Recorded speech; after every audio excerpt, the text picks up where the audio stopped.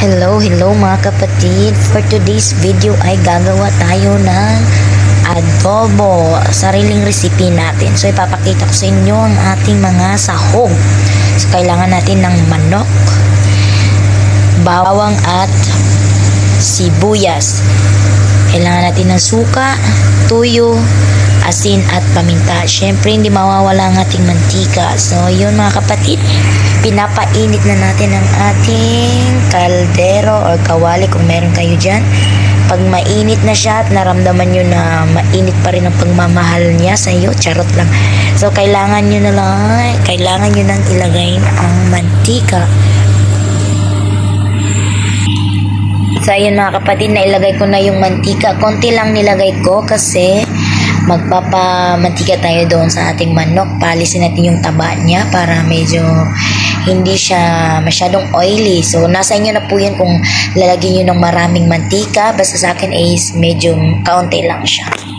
So una is gigisahin natin yung ating sibuyas at bawang.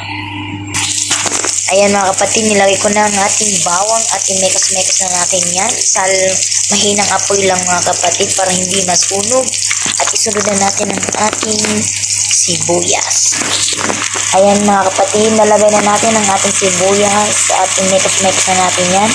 Dinamihan ko pala ng sibuyas mga kapatid kasi mas maraming sibuyas, mas masarap. Lalong na pag dry yung pagluto nyo ng adobo. Depende naman sa inyo mga kapatid kung lalagyan nyo siya ng sabaw or walang sabaw.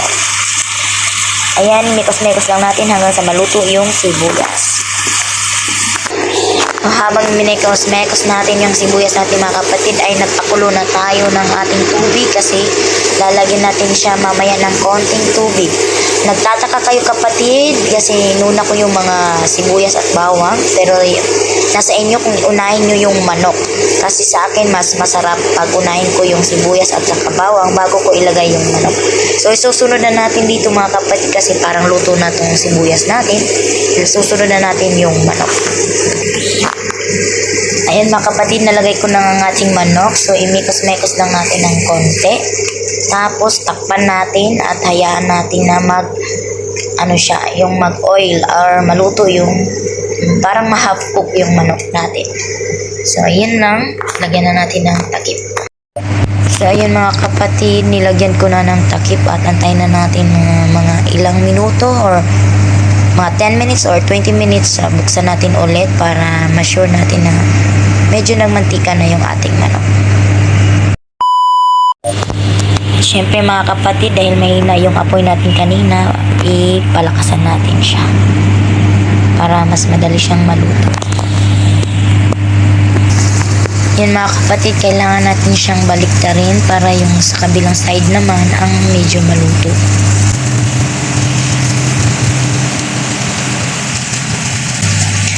Yan, i-comment ko lang po sa comment section or sa description po kung ano po yung mga ingredients na nilagay natin kung hindi nyo po nasundan kanina sa pinakita ko.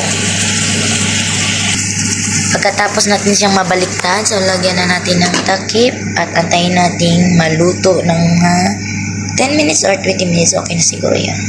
Pero nasa inyo po kung 5 minutes, kung luto na siya, pwede na po siyang baliktaran ulit at ilalagay nyo na yung natirang mga ingredients. So, pwede na natin silang timplahan ng ating suka, paminta, asin at toyo. Ayan. Konti-konti lang mga kapatid.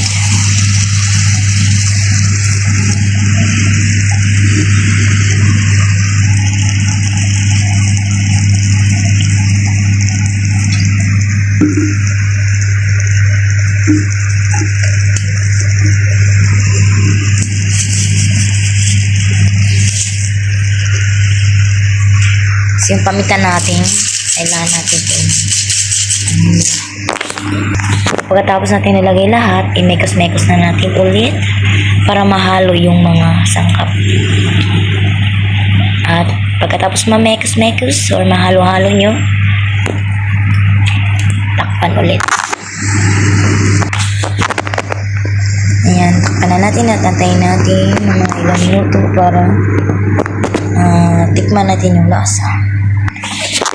Yung adobo natin mga kapatid, wala siyang patatas at saka karot. Pero pwede nyo siyang lagyan ng patatas at karot kung meron kayo dyan. Kasi dito sa amin wala kami, naubusan. So ito na lang manok ang nilagay. Thank you for watching. Don't forget to like and subscribe to our YouTube channel for more updates.